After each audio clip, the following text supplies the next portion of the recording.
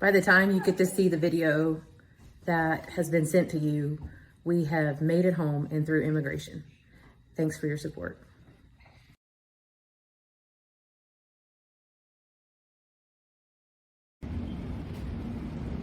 We're sitting here today in a Central American country where one of our survivors that we rescued in Middle Tennessee came from originally.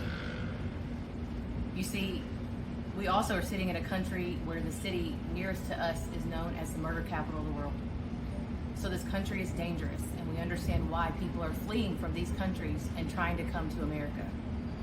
Unfortunately, as they try to come to America, they often become manipulated because of their vulnerabilities, and then that can often result in being trafficked, both children and adults, men, women, and children, all alike. You see, her story was much like that. She was fleeing the cartel and the drug traffickers and the gangs that she was entrapped with. And in doing so 2 different times, trying to attempt to get to America, she was abused and used both trips. The second trip, however, she did make it across the border, only to be trafficked right out of the detention center in Texas. And in that place, she was then trafficked across the U.S. to the East Coast. After she got to the East Coast, she then intersected in Nashville, where the trafficker kept her cousin, and 2 little 11-month-old babies inside of a local apartment complex right in Nashville area. That's where the police and Rescue One collided in her life to bring about the beginning of restoration and healing for what she had experienced as a lifelong bit with trauma since she was 3 and 4 years old. We have loved on her, we have cared for her, we have offered her therapeutic services and therapies and safe living, helping with jobs and translation services. She can now speak English. All of these things happen because people like you give and people like you stand in the gap with us. Just as she was beginning her recovery, she began to live on her own in her first new house. Life was looking well.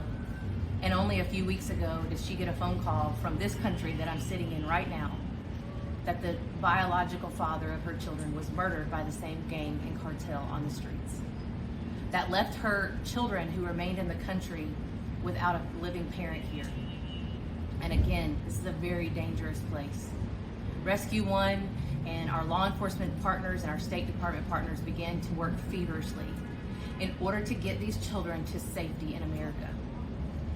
As I sit with you today, God has moved mountains, I mean literal mountains, from getting passports while the mom is not even in the country, to giving someone temporary custody of the children from the U.S. to here, to getting those passports completed, to then visa applications being done, and all of that happening within a 1.5-month time period.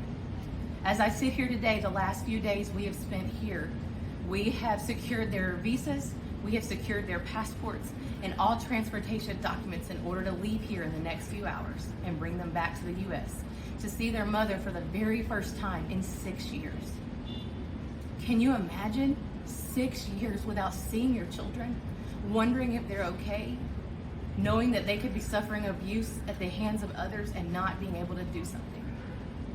Today, tonight, in the next 24 hours, this family will be reunited. Because people like you and I exist, because we decided to step up in their lives and love on them right where they're at. Thank you. Thank you for loving us. Thank you for loving them. And thank you for standing in the gap with us. I cannot express to you enough our heart of gratitude for all that you have done.